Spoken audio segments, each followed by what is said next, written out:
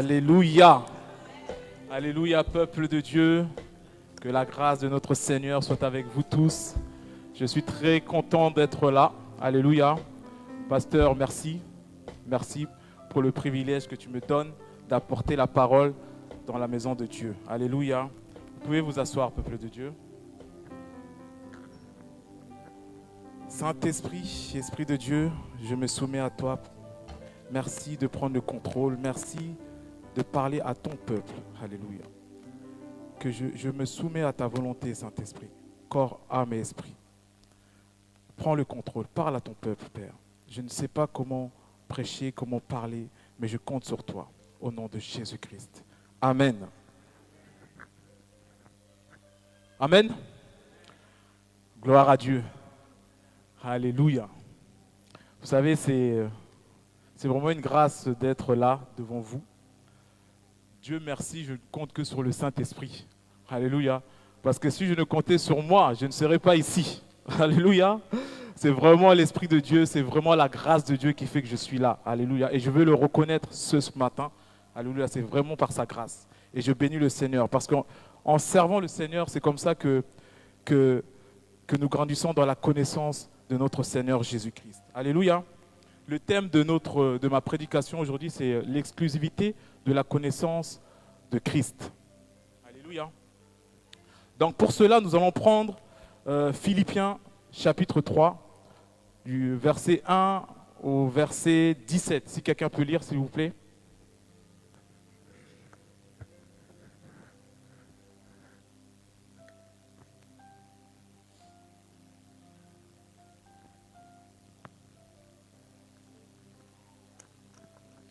Philippiens 3, à partir du verset 1. Au reste, mes frères, réjouissez-vous dans le Seigneur.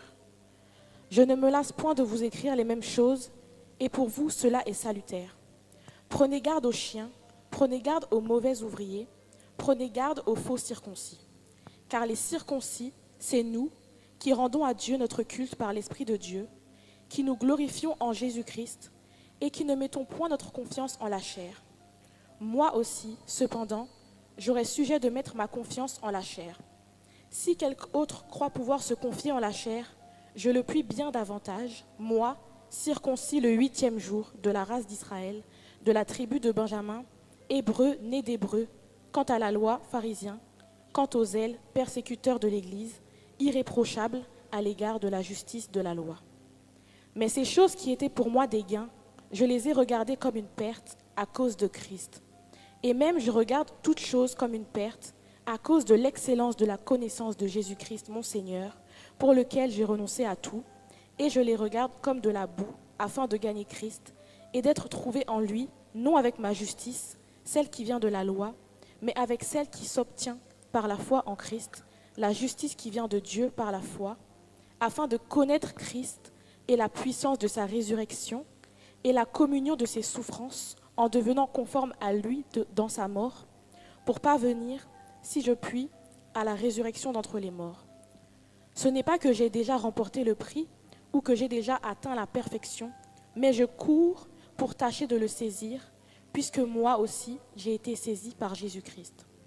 Frères, je ne pense pas l'avoir saisi, mais je fais une chose, oubliant ce qui est en arrière et me portant vers ce qui est en avant, je cours vers le but, pour remporter le prix de la vocation céleste de Dieu en Jésus-Christ. Nous tous donc qui sommes parfaits, ayons cette même pensée, et si vous êtes en quelque point d'un autre avis, Dieu vous éclairera aussi là-dessus. Seulement, au point où nous sommes parvenus, marchons d'un même pas. Soyez tous mes imitateurs, frères, et portez les regards sur ceux qui marchent selon le modèle que vous avez en nous. Amen. Amen. Alléluia. Merci Seigneur pour ta parole. Alléluia.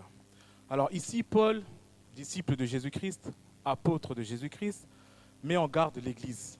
Il s'adresse à nous qui sommes les enfants de Dieu, le peuple de Dieu. Alléluia. Paul met en garde l'Église de Jésus-Christ contre les faux circoncis, contre les gens qui se prétendent être des enfants de Dieu, mais en réalité, ils ne le sont pas. Alléluia. Ils veulent en fait que nous mettons notre confiance sur ce que nous pouvons faire pour plaire à Dieu. Alléluia. Paul nous met en garde. Il dit que, attention, aux faux pasteurs, attention aux faux docteurs, attention aux faux enseignants qui viennent, alléluia, pour vous détourner vos regards vers Christ, pour que vous commenciez à regarder ce que vous faites pour plaire à Dieu. Alléluia. Paul nous met en garde contre cela, contre ces gens qui viennent apporter un autre évangile que l'évangile que Paul a prêché. Alléluia. Et pourquoi il a fait cela? Pourquoi il nous met en garde? Il dit que si c'était pour se glorifier, si c'était pour se glorifier dans la chair, si Paul voulait se glorifier dans la chair, il pouvait très bien le faire. Pourquoi? Parce qu'il dit qu'il était circoncis le 8e jour. Alléluia.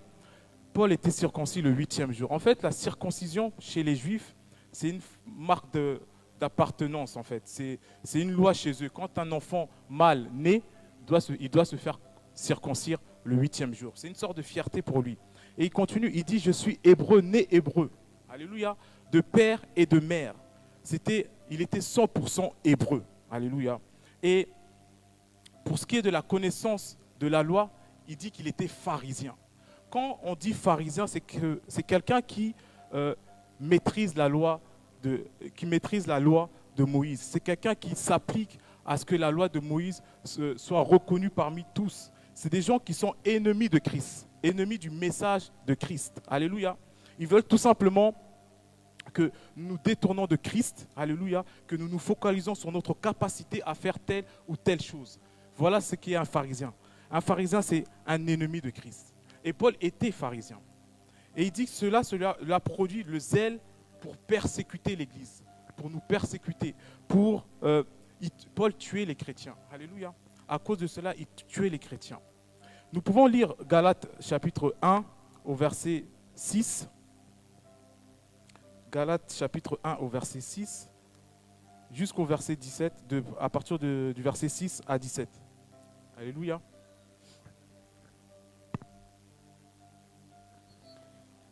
Je m'étonne que vous vous détourniez si promptement de celui qui vous a appelé par la grâce de Christ pour passer à un autre évangile. Non pas qu'il y ait un autre évangile, mais il y a des gens qui vous troublent et qui veulent renverser l'évangile de Christ. Mais quand un ange du ciel annoncera un autre évangile que celui que nous vous avons prêché, qu'il soit anathème. Nous l'avons dit précédemment, et je le répète à cette heure, si quelqu'un vous annonce un autre évangile que celui que vous avez reçu, qu'il soit anathème. Et maintenant, est-ce la faveur des hommes que je désire ou celle de Dieu? Est-ce que je cherche à plaire aux hommes? Si je plaisais encore aux hommes, je ne serais pas serviteur de Christ. Je vous déclare, frères, que l'évangile qui a été annoncé par moi n'est pas de l'homme, car je ne l'ai ni reçu ni appris d'un homme, mais par une révélation de Jésus-Christ. Vous avez su, en effet, quelle était autrefois ma conduite dans le judaïsme, comment je persécutais à outrance et ravageais l'Église de Dieu, et comment j'étais plus avancé dans le judaïsme que beaucoup de ceux de mon âge et de ma nation, étant animé d'un zèle excessif pour les traditions de mes pères. Mais lorsqu'il plut à celui qui m'avait mis à part dès le sein de ma mère et qui m'a appelé par sa grâce de révéler en moi son Fils, afin que je l'annonçasse parmi les païens, aussitôt, je ne consultais ni la chair, ni le sang, et je ne montai point à Jérusalem vers ceux qui furent apôtres avant moi, mais je partis pour l'Arabie, puis je revins encore à Damas. Amen. Amen. Ici, Paul dit, je m'étonne que vous vous détourniez si promptement de celui qui vous a appelé par la grâce de Christ pour passer à un autre évangile. Alléluia. Je me suis posé la question, c'est quoi un autre évangile? Qu'est-ce qui est un autre évangile? La réponse se trouve dans le verset. Qu'est-ce qui est un autre évangile? C'est tout ce qui n'est pas la grâce de Christ. Alléluia. Paul dit, je m'étonne que vous vous détourniez si promptement de celui qui vous a appelé par la grâce de Christ pour passer à un autre évangile. C'est tout ce qui n'est pas la grâce de Christ. C'est ça qui est un autre évangile. Et ici, Paul est en train de dire, il dit que, voilà, qu'il a reçu l'évangile sur la route de Damas. Quand il allait pour justement persécuter les chrétiens, il a rencontré le Seigneur. Alléluia. Et quand il a rencontré le Seigneur, il a complètement changé de direction. Il a eu cette révélation, il a eu la connaissance de Christ, la base. Cette connaissance qui fait que nous passons de la mort à la vie. Alléluia. Donc, Paul a reconnu cela, a accepté Jésus-Christ comme son Seigneur et Sauveur. Et il dit qu'à cause de la connaissance de Christ, il voyait toutes ces choses comme des ordures, comme euh, comment je peux dire, du, du- du caca, si je peux dire ça comme ça. Ils voyaient toutes ces choses comme des ordures, c'est-à-dire que c'est des choses répugnantes. Alléluia. Des choses répugnantes, des choses qui ne glorifient pas Dieu, des choses sans importance. Alléluia. Il a dit non, à cause de ce bien suprême qui est la connaissance de Jésus-Christ. Alléluia. Et nous allons continuer notre lecture dans Philippiens 3 au verset 8. Juste le verset 8.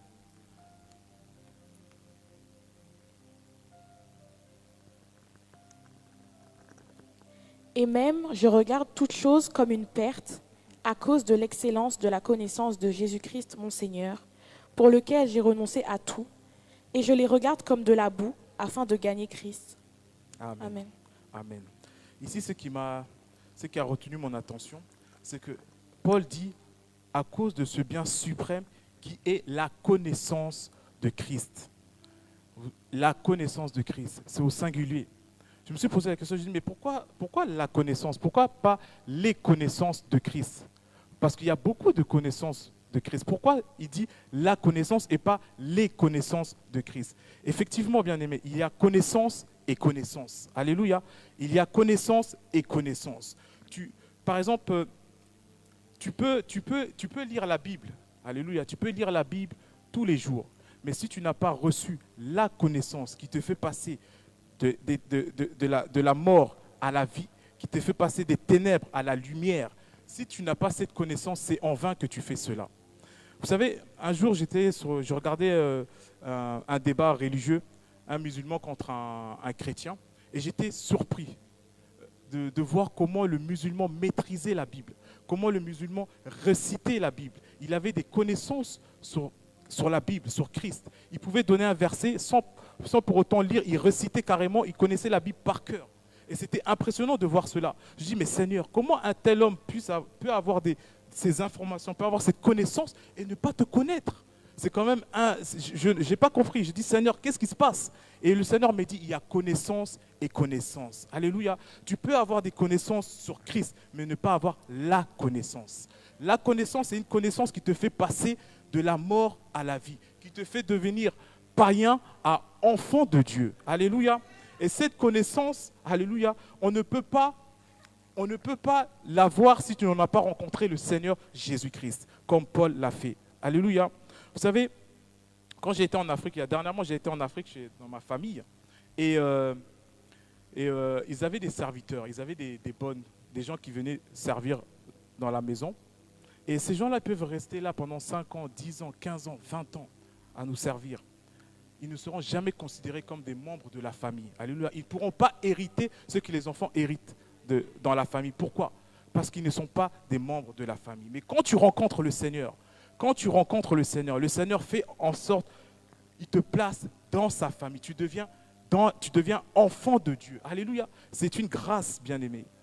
Et nous sommes héritiers de Dieu, co-héritiers de Christ. Alléluia. Donc, il est important d'avoir cette connaissance de base. Moi, je l'appelle la connaissance de base. C'est notre fondement. Alléluia. Christ est notre fondement. Alléluia. Gloire soit rendue à Dieu. Donc, quelle est cette connaissance? C'est quoi cette connaissance qui nous fait passer de la mort à la vie? C'est quoi cette connaissance? Nous allons lire Romains chapitre 10, versets 9 à 11. Et ensuite, Jean 1, versets 9 à 13. Si on peut lire.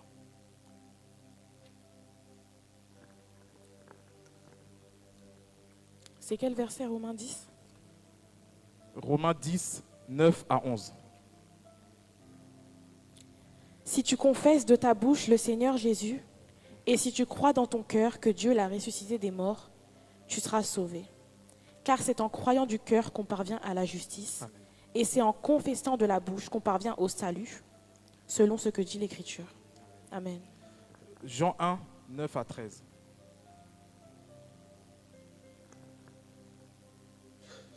Cette lumière était la véritable lumière qui, en venant dans le monde, éclaire tout homme.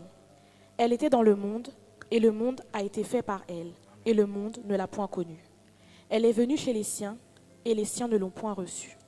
Mais à tous ceux qui l'ont reçue, À ceux qui croient en son nom, elle a donné le pouvoir de devenir enfants de Dieu, lesquels sont nés non du sang, ni de la volonté de la chair, ni de la volonté de l'homme, mais de Dieu. Amen. Alléluia. Alléluia. Donc voilà cette connaissance qui nous fait passer, alléluia, de la mort à la vie. Dieu nous dit que si nous confessons Jésus-Christ, si nous croyons que Jésus-Christ est le Fils de Dieu, alléluia, venu sur terre pour nous sauver, pour nous réconcilier avec Dieu, si nous mettons notre confiance en lui, la Bible dit que nous sommes devenus enfants de Dieu. C'est cette connaissance de base. C'est une connaissance primordiale pour nous, enfants de Dieu.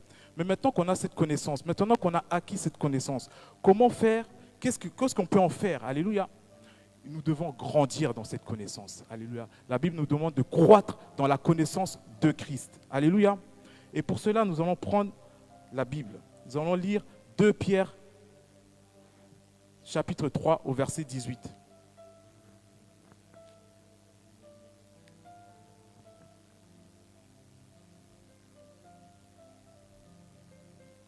Mais croissez dans la grâce et dans la connaissance de notre Seigneur et Sauveur Jésus-Christ. À lui soit la gloire, maintenant et pour l'éternité. Amen. Amen. Alléluia. Le Seigneur nous demande de croître dans la connaissance de Christ, dans la connaissance de base.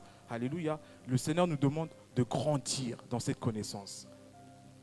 Et il est important que nous puissions grandir. Malheureusement, beaucoup de chrétiens ne grandissent pas parce qu'ils ne cultivent pas cette intimité avec Christ. Beaucoup de chrétiens se contentent comment on appelle ça, du salut. Effectivement, nous sommes sauvés.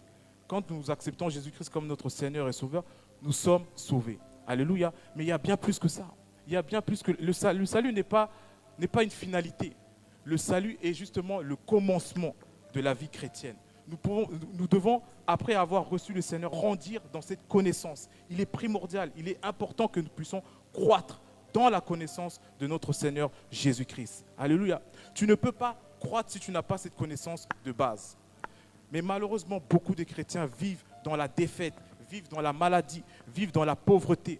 Parce qu'ils ne veulent pas grandir. Alléluia. Parce qu'ils ne veulent pas grandir. Ils ne veulent pas croître dans la connaissance de Christ. Voilà pourquoi la Bible dit que mon peuple périt par manque de connaissance. Alléluia. Mon peuple périt par manque de connaissance. C'est son peuple qui périt par manque de connaissance. Alléluia. On vit des vies, on vit dans la souffrance. On vit parce qu'on n'a pas cette connaissance, on n'a pas on comprend pas les Écritures. Vous savez, il y a des gens qui croient au Seigneur Jésus parce que leur papa a dit crois au Seigneur Jésus-Christ comme ton Seigneur et Sauveur. Et eux, intelligents et disciplinés qu'ils sont, ils croient et ils sont sauvés, ils sont enfants de Dieu. Mais ils s'arrêtent là.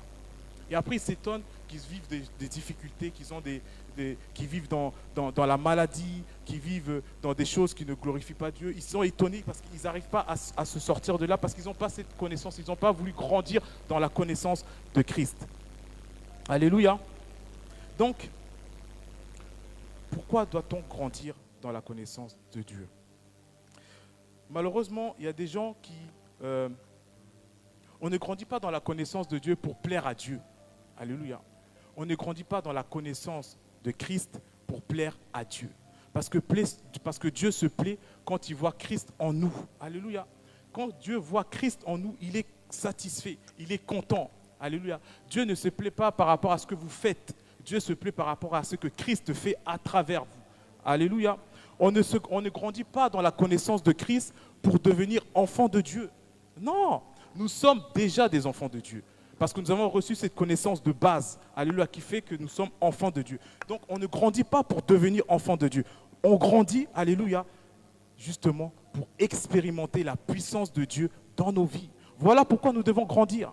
Voilà pourquoi nous devons grandir, pour expérimenter la puissance de Dieu dans nos vies, pour impacter nos familles, pour impacter notre lieu de travail, pour impacter le monde. Alléluia. Pour que nous puissions être une bénédiction pour les autres. Voilà pourquoi nous devons grandir dans la connaissance de Christ. Voilà pourquoi nous devons nous focaliser sur Christ. Alléluia. Parce que quand nous nous focalisons, il s'agit de quoi quand on dit grandir dans la connaissance de Christ? Il s'agit simplement de passer du temps avec le Seigneur, méditer la parole de Dieu, être en communion avec le Seigneur, être en communion avec nos frères et sœurs. Alléluia. La communion fraternelle. C'est en cela qu'on doit grandir. quand on fait cela, quand on médite la parole, quand on passe du temps dans la parole, alléluia, le Seigneur nous révèle des choses. Le Seigneur nous montre pourquoi, par exemple, nous sommes, il nous pardonne nos péchés, etc. Il nous explique, en fait, il nous donne des révélations sur des choses qui nous bloquent dans nos vies. Il nous révèle beaucoup de choses. C'est parce que nous mettons notre confiance en Christ. Nous voulons grandir dans la connaissance de Christ. Il est primordial et important de pouvoir grandir dans ça. Alléluia. Gloire soit rendue à Dieu. Vous savez, quand Paul n'a pas été enseigné par un homme. Paul n'a pas étudié. Il a eu la révélation. Christ lui a donné cette révélation sur la route de Damas. Alléluia. Et dès qu'il a eu cette connaissance, tout de suite après, il s'est levé pour aller impacter, pour aller évangéliser. Alléluia. Donc quand nous recevons le Seigneur Jésus-Christ, nous devons nous focaliser et aller de l'avant pour impacter, alléluia, pour évangéliser. Nous allons par exemple lire Jean chapitre 5 au verset 24.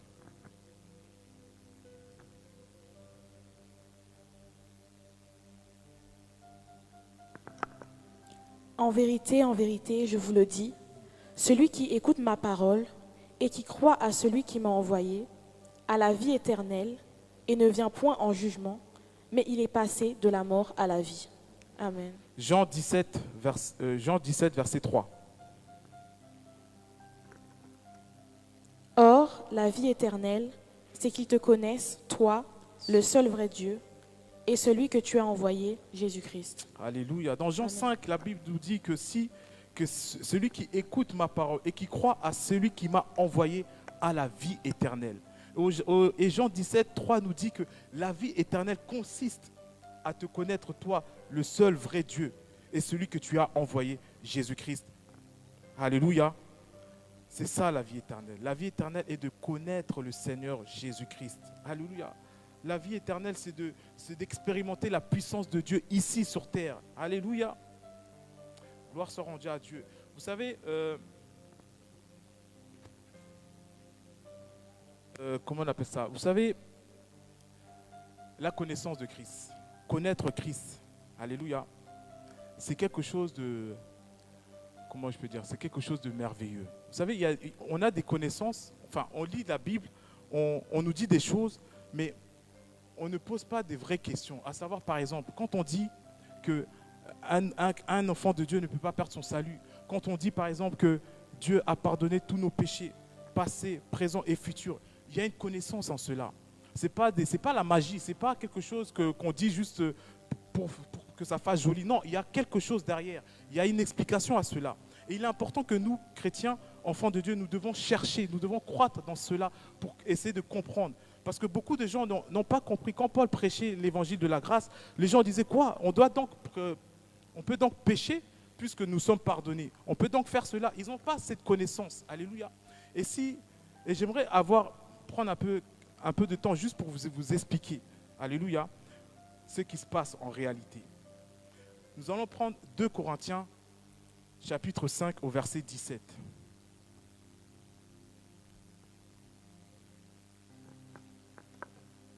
Si quelqu'un est en Christ, il est une nouvelle créature. Les choses anciennes sont passées. Voici, toutes choses sont devenues nouvelles. Alléluia. Amen. Voilà une bonne nouvelle. Alléluia. La Bible dit que si quelqu'un est en Christ, il est une nouvelle créature. Les choses anciennes sont passées. Voici, toutes choses sont devenues nouvelles. Bien aimé, si vous comprenez ce verset, vous allez comprendre pourquoi un enfant de Dieu ne peut pas perdre son salut. Si vous étudiez ce verset, vous allez comprendre pourquoi Dieu dit qu'il ne se mettra plus jamais en colère contre ses enfants. Si vous comprenez ce verset, vous allez comprendre quand Dieu dit qu'il n'impute plus ses péchés, qu'il n'impute plus les péchés à ses enfants. Alléluia.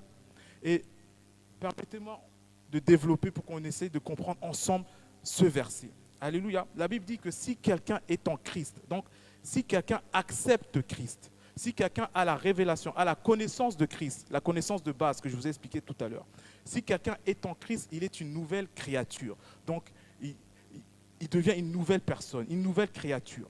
Les choses anciennes sont passées. Il n'a pas dit que les choses anciennes sont en train de passer. Il dit les choses anciennes sont passées. C'est du présent. Voici, toutes choses sont devenues nouvelles. Et là encore, c'est du présent. Ce n'est pas quelque chose qui est en train de devenir nouveau. C'est à l'instant T. Alléluia. Moi, je me suis posé la question, je me suis dit, mais Seigneur, moi, quand j'ai donné ma vie au Seigneur Jésus-Christ, quand j'ai été accepté comme Seigneur et Sauveur, qu'est-ce qui était nouveau chez moi, en fait? Je me suis posé la question sincèrement. Parce qu'on prie, on dit, oui, Seigneur, je suis une nouvelle créature, etc., etc. Mais comment je suis une nouvelle créature? Je me suis posé la question et en cherchant, en essayant de grandir dans la connaissance de Christ, alléluia, le Seigneur m'a montré. Pour comprendre cela, il faut déjà savoir que l'homme est constitué de 3 parties. Alléluia. Corps, âme et esprit.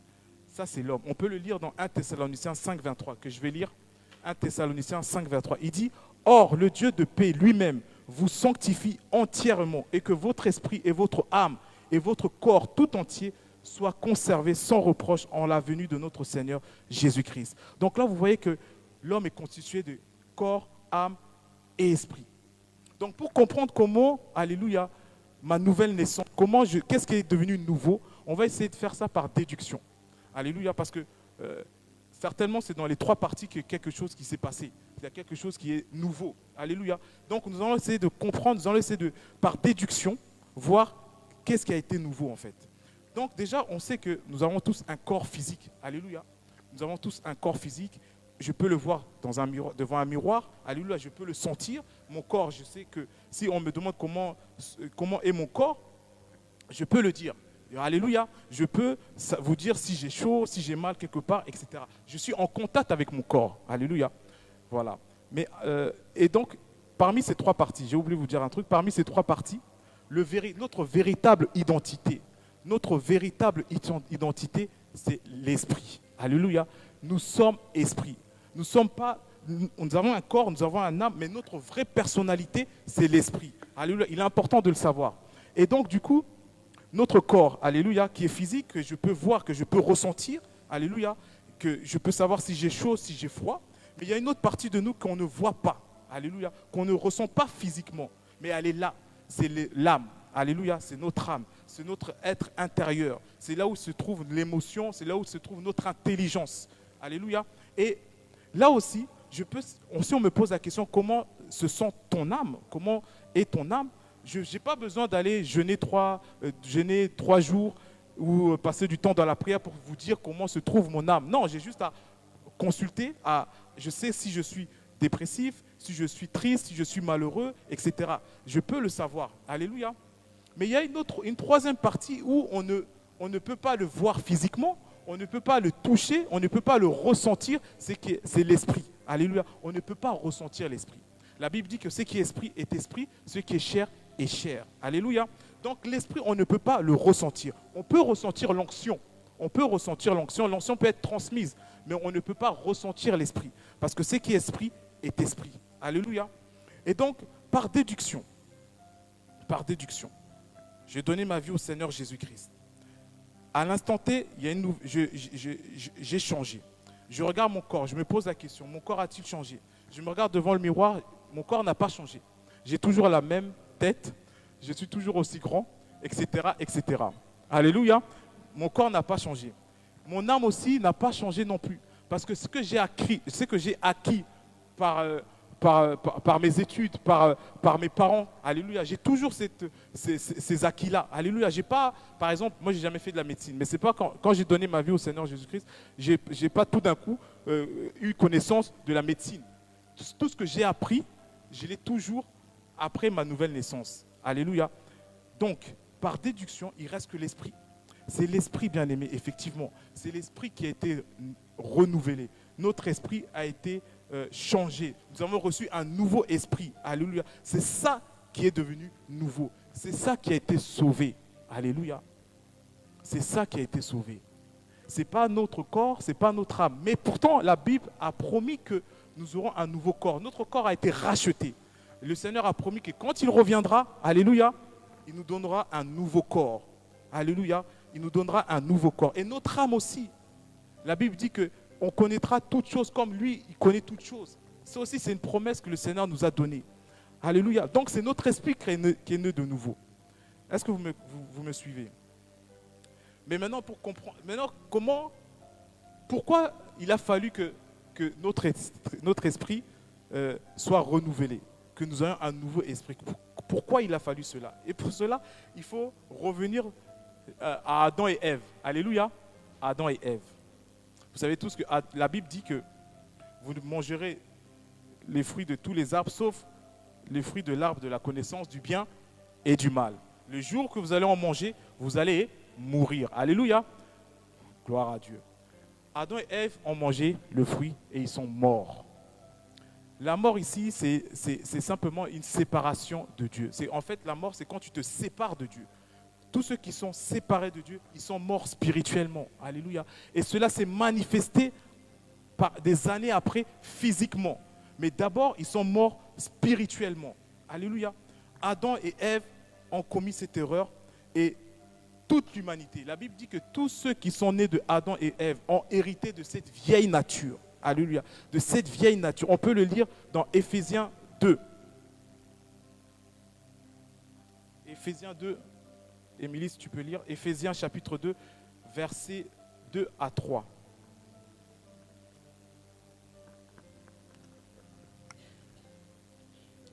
Vous étiez morts par vos offenses et par vos péchés, dans lesquels vous marchiez autrefois, selon le train de ce monde, selon le prince de la puissance de l'air, de l'esprit qui agit maintenant dans les fils de la rébellion. Nous tous aussi, nous étions de leur nombre, et nous vivions autrefois selon les convoitises de notre chair, accomplissant les volontés de la chair et de nos pensées, et nous étions par nature des enfants de colère, comme les autres. Amen. Alléluia. Ici, la Bible nous dit que Ici, la Bible nous dit que nous étions tous de ces gens. Nous étions tous condamnés. Nous avons tous reçu cette vieille nature. Alléluia. Qui a fait en sorte que nous péchons. Alléluia. Nous péchons à cause de cette vieille nature. Voilà pourquoi un enfant de Dieu, quand il pêche, il n'est pas un pécheur. Parce que cette vieille nature a été crucifiée à la croix de Golgotha. Il a reçu un nouveau esprit qui est scellé avec l'esprit de Dieu. Voilà pourquoi le Seigneur il devait changer l'esprit. Il devait nous donner un nouveau esprit. Vous savez, si le salut dépendait de notre capacité à faire telle ou telle chose pour Dieu, personne ne sera sauvé. Personne ne sera sauvé. Si par exemple Dieu nous sauvait à 99,9% et il laissait les 0,1% pour que nous puissions faire quelque chose pour lui, personne ne sera sauvé. Personne ne sera sauvé. Il a fallu que le Seigneur lui-même le fasse lui-même. Parce que s'il comptait sur nous, il sait très bien qu'on allait tous échouer. C'était impossible. Alléluia. Regardez Pierre par exemple. Pierre était avec le Seigneur. C'était le disciple de Jésus-Christ. Il était avec le Seigneur. Il était à côté du Seigneur. Il écoutait les prédications, il écoutait les messages du Seigneur. Il a vu les miracles que le Seigneur a fait. Alléluia. Pendant ce temps-là. Il était avec le Seigneur. Et il a fait quoi, Pierre? Il a dit au Seigneur, là où tu seras, je serai avec toi. Je ne te renierai pas. Alléluia. Pierre a dit, je ne te renierai pas. Il était de bonne volonté. Je pense qu'il était vraiment sincère quand il disait cela. Il dit, oui Seigneur, jamais je vais te renier. Là où tu seras, je serai avec toi. Mais le Seigneur lui a dit, Pierre, avant que le coq chante, tu m'auras renié 3 fois. Pas une fois, pas 2 fois, mais 3 fois. Paul dit non, moi je serai avec toi. Et on connaît tous l'histoire. Alléluia. Moi ce qui m'étonne, c'est que déjà, il sait que le Seigneur, quand il parle, il ne ment pas. Et ce qu'il dit là, c'est ça qui est la vérité. Donc il a été, comment on appelle ça, on l'a prévenu quoi. On l'a prévenu, on l'a dit attention, je sais que tu vas me renier. Donc normalement il devait être vigilant, il devait se dire bon, il faut que je sois vigilant, dès que ça arrive comme ça, voilà. Mais non, au moment où crucial, Paul a renié le Seigneur. Paul a renié le Seigneur. Alléluia. Pierre a renié le Seigneur 3 fois. Alléluia. Et le Seigneur lui dit, je savais Pierre, je savais que tu n'allais pas réussir, je savais que tu allais échouer. Le Seigneur nous dit aujourd'hui qu'il savait qu'on n'allait pas pouvoir y arriver. Il savait que nous allons échouer, mais il a prié pour nous. Alléluia. Il a prié pour nous. Jésus a prié pour Pierre. Il a dit, Pierre, je savais que tu allais échouer, mais j'ai prié pour toi. Relève-toi et avance. Alléluia. Relève-toi et avance. Voilà ce que le Seigneur a fait. Le Seigneur a prié pour nous. Il savait très bien que c'était impossible pour nous-mêmes de nous sauver. Il le savait. Donc il a envoyé son Fils. Notre Dieu a envoyé son Fils. Alléluia. Venir, alléluia, mourir à la croix pour nous. Pour nous. Donc, voilà ce qui en est. Voilà pourquoi il a fallu que le Seigneur nous donne un nouveau esprit. Parce que nous avons acquis une vieille nature. Alléluia. Nous avons acquis une vieille nature. Et il a fallu que le Seigneur aille à la croix, meure, il tue la vieille nature et on ressuscite avec lui avec un nouveau esprit. Alléluia. Bon. Maintenant qu'on sait que le corps, on peut ressentir, on peut savoir comment il est, comment on est, etc. L'âme aussi. Mais maintenant, comment est notre esprit? Alléluia. Comment est notre esprit? Comment est notre esprit? Parce que nous pouvons savoir comment est notre corps, nous pouvons savoir comment est notre âme et comment est notre esprit. Alléluia. Et pour cela, nous allons prendre la parole de Dieu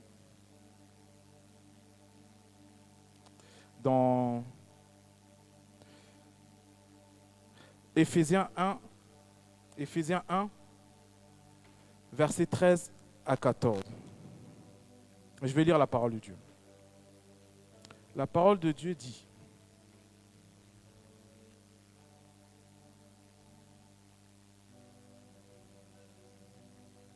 non, en fait, ce que je vais dire, c'est que l'esprit qu'on a eu, le nouveau esprit qu'on a eu, alléluia, cet esprit est scellé avec le Saint-Esprit. Nous sommes scellés avec le Saint-Esprit. Scellé, ça veut dire c'est vraiment scellé, quoi. C'est-à-dire qu'on ne peut pas le séparer. Nous sommes scellés avec l'Esprit de Dieu. On peut le lire dans Éphésiens, chapitre 1, versets 13 à 14. Il nous est dit, en lui, vous aussi, après avoir entendu la parole de la vérité, l'évangile de votre salut, en lui vous avez cru et vous avez été scellés du Saint-Esprit qui avait été promis, lequel est un gage de notre héritage pour la rédemption de ce que Dieu s'est acquis à la louange de sa gloire. Notre esprit, notre nouveau esprit est scellé avec l'Esprit de Dieu. Alléluia. Et donc, pour savoir ce qu'il y a dans notre esprit, comment est notre esprit, nous devons prendre la parole de Dieu. Alléluia. De la même manière que pour voir comment est notre corps physique, nous nous mettons devant un miroir et on peut voir ce qui ne va pas, ce qu'il faut changer, etc., etc. Et pour savoir comment est notre esprit, nous devons prendre la parole de Dieu. Alléluia.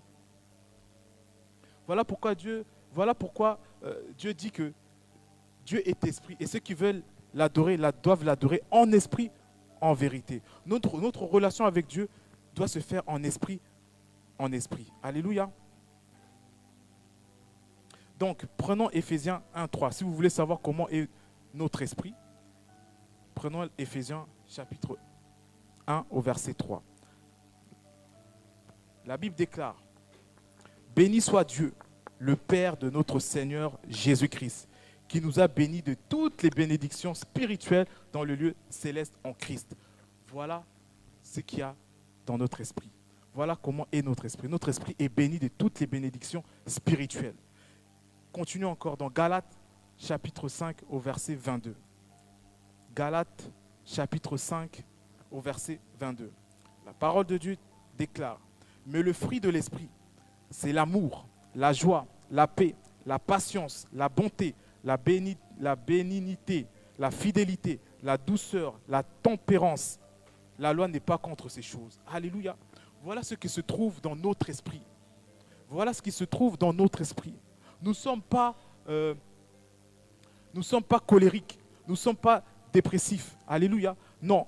En nous, nous avons la joie, l'amour, la paix, la patience, la bonté, la fidélité, la douceur, la tempérance. Voilà ce qui se trouve dans notre esprit. Alléluia. C'est notre véritable identité.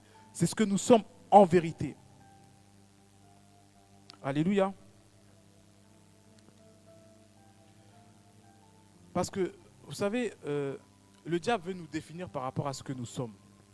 Enfin, le diable veut nous définir par rapport à ce que nous faisons, pardon. Alléluia. Mais la Bible déclare que si tu peux lire, Émilie, Philippiens 3 au verset 9.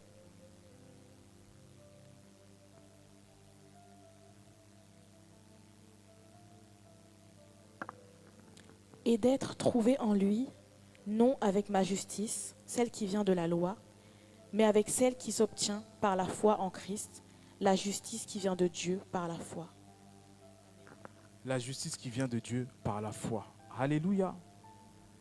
Bien-aimés, nous sommes la justice de Dieu en Christ. Alléluia. Nous sommes la justice de Dieu en Christ. C'est notre position. Alléluia. Notre position, c'est la justice de Dieu en Christ. Alléluia. C'est notre position. Et ce que nous faisons, c'est notre état. Alléluia. Ce que nous faisons, c'est notre état. Notre position, c'est la justice de Dieu. Alléluia. Notre position, c'est ce que nous sommes.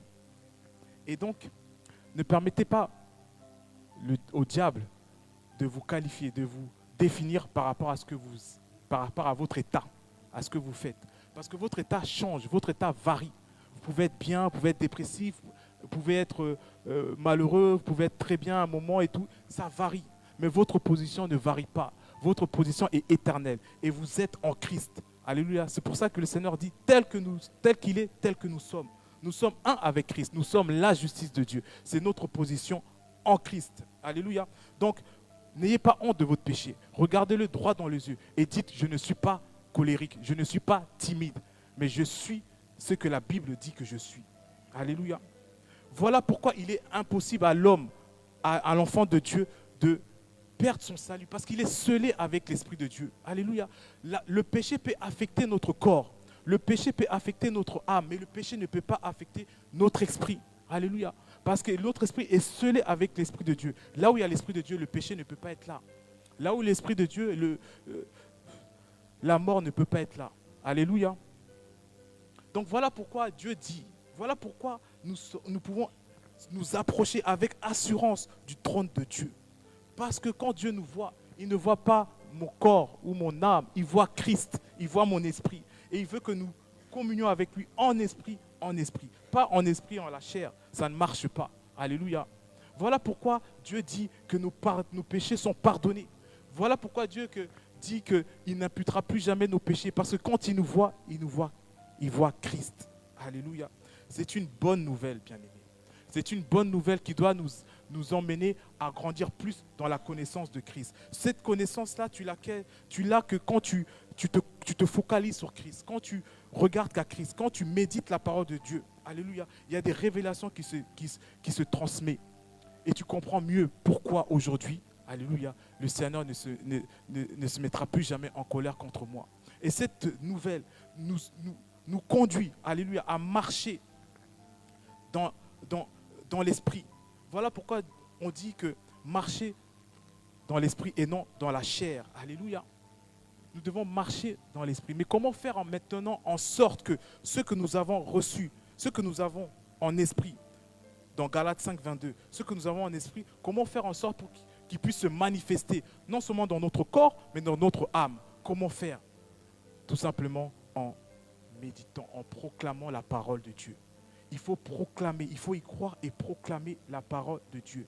C'est-à-dire que si tu sens dans ton corps une douleur, une maladie, si tu sens dans ton âme, tu es dépressif, il faut proclamer la parole de Dieu. Il faut dire, je ne suis pas dépressif, je ne suis pas malade. Alléluia, je ne suis pas malade, je suis guéri. Vous avez vu, il dit, je suis guéri. Ce n'est pas, je vais être guéri, je suis guéri. Pourquoi? Parce qu'en esprit, nous sommes guéris. Alléluia. En esprit, nous sommes guéris. Et donc, pour que cela se manifeste dans notre corps, il est important de proclamer et de croire et de ne pas marcher selon la vue, ne pas marcher selon ce qu'on voit. Alléluia. Tu dors dehors, mais tu es riche, mon ami. Alléluia. Tu dors dehors, mais tu es riche. Alléluia. Le spirituel, c'est ce qui est vrai, c'est ce qui est vraiment authentique.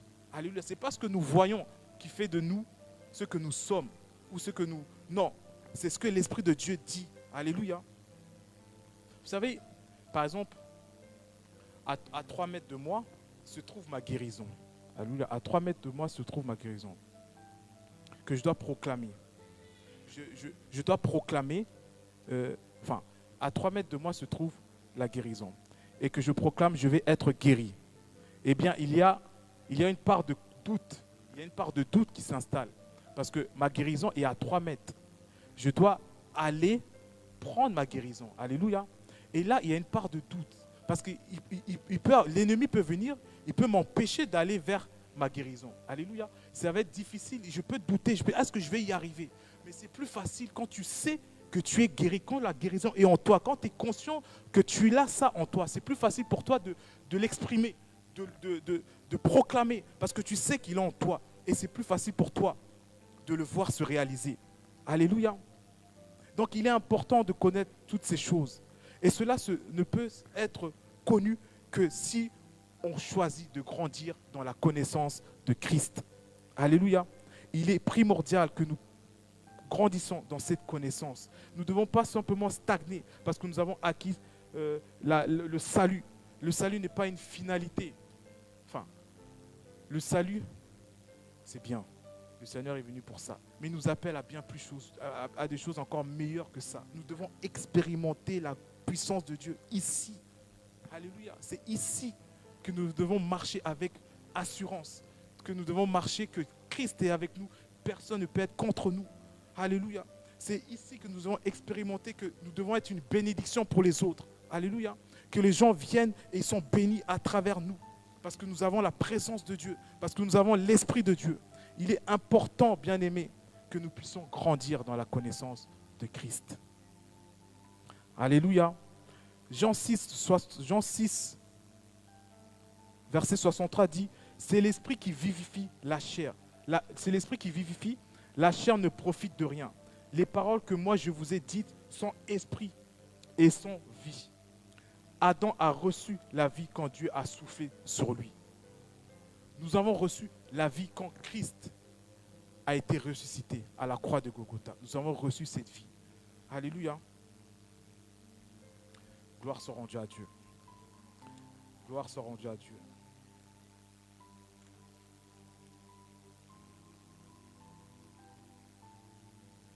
Nous allons lire Romains chapitre 10, versets 1 à 4. Je vais lire la parole de Dieu.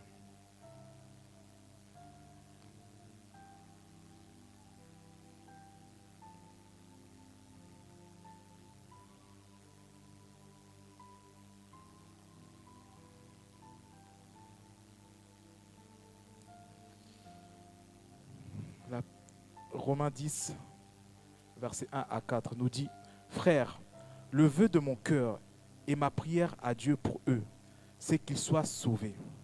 Je leur rends le témoignage qu'ils ont du zèle pour Dieu, mais sans intelligence, ne connaissant pas la justice de Dieu et cherchant à établir leur propre justice. Ils ne se sont pas soumis à la justice de Dieu. Car Christ est la fin de la loi pour la justification de tous ceux qui croient. » Alléluia. Alléluia. Christ est notre justification, bien-aimé. La justice de Dieu, ce n'est pas quelque chose, ce n'est pas parce que tu as vu une injustice que tu la répares, que tu es juste devant Dieu. Non. Tu es juste par la grâce de Dieu, par l'obéissance de Christ. Nous sommes justes. C'est notre position. Ne l'oubliez jamais. Il faut le proclamer jour et nuit. Il faut le proclamer. C'est parce que quand vous le proclamez, vous savez, quand vous proclamez les choses comme ça, des fois vous vous dites, mais je proclame, mais il est important parce que dans ton subconscient, en fait, il est en train de reconnaître, de savoir que nous sommes la justice de Dieu. Et à force de proclamer cela, à force de marcher dans cette vérité, vous allez voir que votre vie va s'arranger. Alléluia. Vous allez voir que vous allez commencer à marcher sans faire esprit, sans faire trop d'efforts. Vous allez commencer à marcher droit, à faire des choses, des bonnes œuvres. Alléluia, à produire de bons fruits. Parce que vous avez cette conscience que vous êtes la justice de Dieu. Alléluia. Que toute la gloire revienne à notre Seigneur Jésus-Christ. C'est ce que je voulais partager avec vous ce matin. Alléluia. Alléluia, peuple de Dieu. Est-ce que la parole vous a fait du bien? Gloire soit rendue à Dieu. Vous savez, alléluia. N'oubliez pas, nous devons grandir dans la connaissance de notre Seigneur. Alléluia. Merci Seigneur. Donc nous allons prier. Je ne sais pas si, je vais faire un appel ce matin. Je ne sais pas si vous avez jamais accepté Jésus-Christ comme votre Seigneur et Sauveur. Si vous n'avez jamais fait cette rencontre, aujourd'hui, il t'est permis de pouvoir l'accepter comme ton Seigneur et Sauveur. Alléluia. Alléluia. Tu peux rentrer aujourd'hui. Tu peux faire partie de la famille de Dieu. Alléluia. Il suffit simplement de mettre ta foi en Jésus-Christ. Alléluia. Il suffit simplement de mettre ta foi en Jésus-Christ, de croire au Seigneur Jésus-Christ. Alléluia. Donc, si tu ne l'as pas encore fait et que tu veux le faire, je te prie de te lever. Alléluia. Nous allons prier ensemble. Nous allons proclamer la parole de Dieu. Alléluia. Alléluia. Merci Seigneur. Adorer.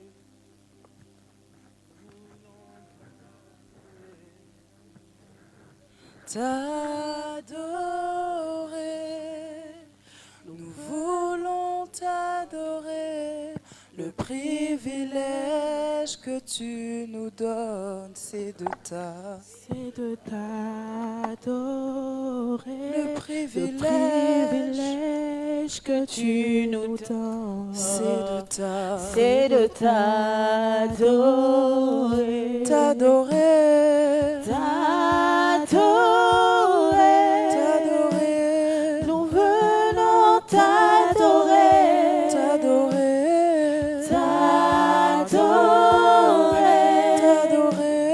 Nous venons t'adorer. Le privilège que tu nous donnes, c'est de t'adorer. Le privilège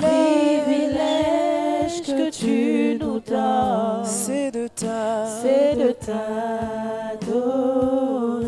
t'adorer. T'adorer. Nous venons t'adorer. T'adorer. T'adorer. Nous venons t'adorer. Le privilège que tu nous donnes, C'est de t'adorer. Le privilège que tu nous donnes, c'est de t'adorer. te connaître. Te connaître. Nous venons te connaître. Te connaître. Te connaître. Nous venons te connaître. Le privilège que tu nous donnes, c'est de te connaître. Le privilège que tu nous donnes, C'est de te connaître. t'élever. T'élever. Nous venons t'élever. T'élever. Nous venons t'élever. Le privilège que tu nous donnes, C'est de t'élever. Amen. Le privilège que tu nous donnes, c'est de t'élever. Alléluia. Donc, vous allez répéter après moi pour ceux qui veulent faire de Jésus-Christ leur Seigneur et Sauveur. Alléluia. Père céleste, je te bénis pour ton amour envers moi, en me donnant ton Fils unique le Seigneur Jésus. Et je te remercie de la grâce que tu m'as faite de devenir enfant de Dieu. J'étais loin de toi, marchant selon les convoitises de ce monde. Mais aujourd'hui, je me repens. Et je trouve mon cœur afin de recevoir le Seigneur Jésus. Et je t'ouvre mon cœur afin de recevoir le Seigneur Jésus. Comme mon Seigneur et Sauveur. Pardonne-moi mes offenses. Purifie mon cœur par ton sang versé pour moi. Et fais luire ta lumière dans ma vie. Afin que je devienne enfant de Dieu. Que ma vie devienne un parfum de bonne odeur pour mon Père éternel. Merci Seigneur Jésus de m'avoir racheté et sauvé. À toi l'honneur, le règne, la force, la puissance, la gloire, la domination et la majesté, avec action de grâce pour des siècles des siècles. Amen.